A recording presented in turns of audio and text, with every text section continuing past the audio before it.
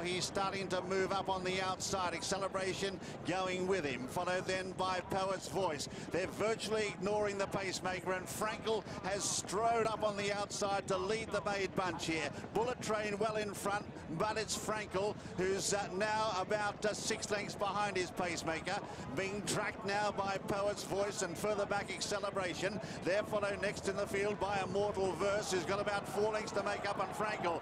So Bullet Train comes back to them at the 2, being tackled now by the stablemate Frankel, who takes it up clearly. Acceleration behind them, followed by Immortal Verse, produced on the far side. A furlong left to go. It's Frankel by 2 lengths, trying hard. Acceleration, he's gone for the whip clearly, but kept going. Frankel goes on to make it 9 out of 9. Exciting, scintillating and sensational. You'll never see another like him. Frankel goes on to beat Acceleration. Frankel closed his season as he opened it, with a 4-length defeat of Acceleration, just as he had at Newbury 6 months earlier. Frankel has done it easily, and thumbs up for a great champion, Sir Henry Cecil. He's the man who's said quite a few times now, I've never seen a horse like him.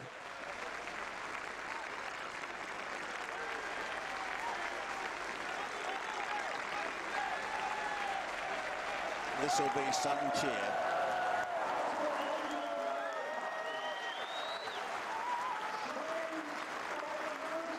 It's a horse in a lifetime for the public, let alone the jockey that's lucky enough to be on him. You know, it's what a privilege. You know, it's an honour, a privilege. You know, I could sit here, stand here for hours, just saying what it means to me, and I'm terribly, terribly lucky.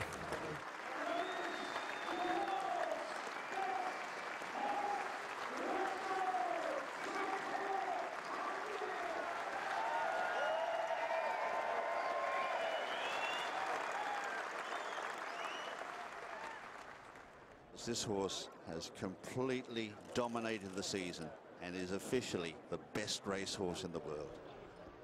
The post-race fanfare for the world's best racehorse made a fitting tribute to a year of towering achievement. It was also time for a winter rest.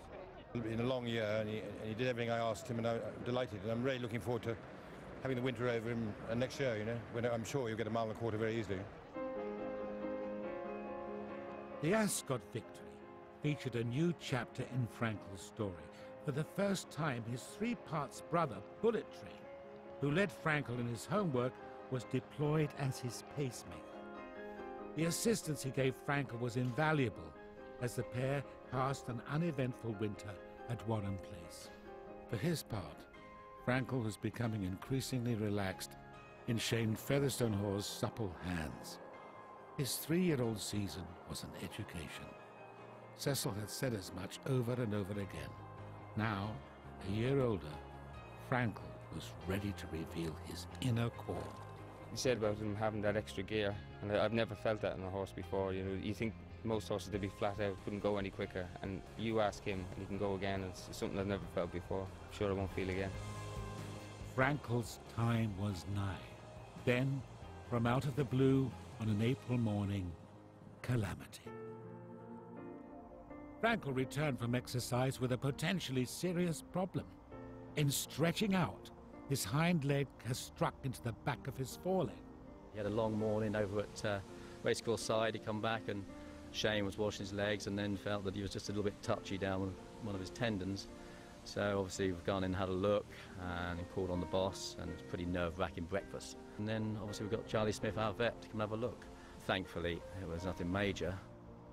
Cecil had seen this sort of injury all too frequently. Having assessed it, he felt sure Frankel would recover. Then he heard an initial veterinary prognosis that braced him for the worst. Warren Place was in a state of shock. 6 dark days passed before the swelling subsided, allowing Frankel's leg to be scanned for a definitive assessment. By then, the horse was showing no outward ill effects, and when the verdict came, Cecil's optimism was justified.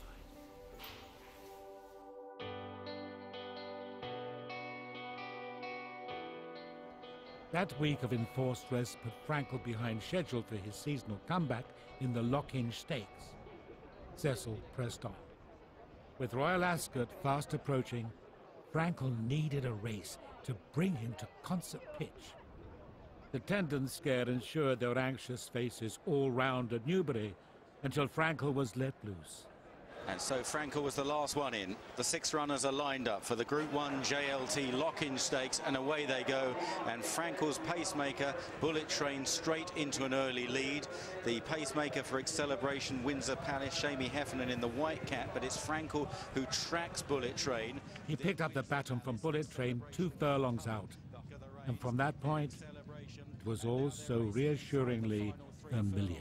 Bullet Train by 2 lengths to Frankel in second place on the left, the odds-on favourite, and he's going very strongly. Tracked by Acceleration, then Ransom Note to Barwi Gold and Windsor Palace. The crowd roar, and Frankel strikes the front at Newbury. Acceleration is after him in second place, but Frankel is opening up. He's gone 3-4 lengths clear. Acceleration is giving it all he's got in second, but it's not enough. It's not nearly enough, and Frankel is going to be 10 out of 10. What a machine! Frankel wins the Lockage.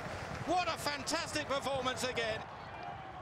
And you could not have asked for more than that from the highest rated racehorse in the world. Frankel wins his first race of his 4-year-old campaign, and what promise of things to come in the big races during the summer.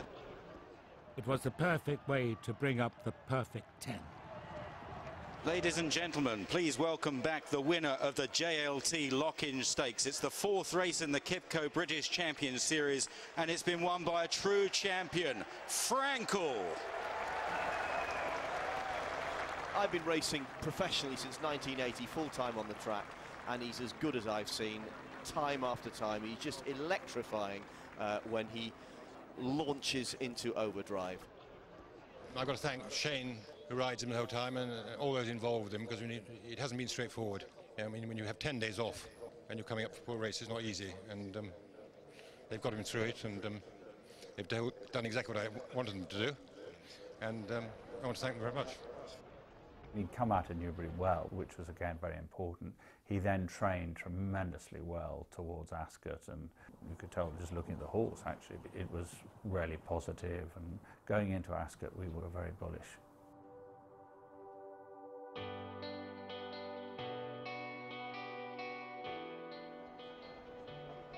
Royal Ascot traditionally opens with the Queen Anne Stakes, a championship race commemorating the monarch who established the Royal Racecourse 3 centuries ago.